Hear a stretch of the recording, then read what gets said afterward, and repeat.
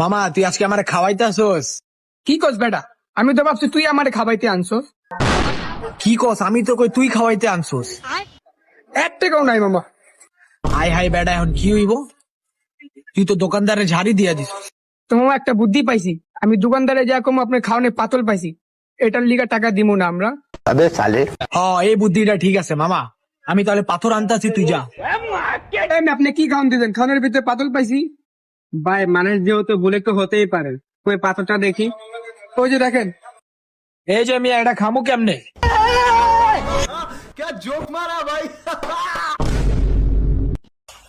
এই বেটা তুই দোকানদারের লগে এত কথা কসকে? খাওয়ানে পাথর পাইছি, আমরা টাকা দিব না।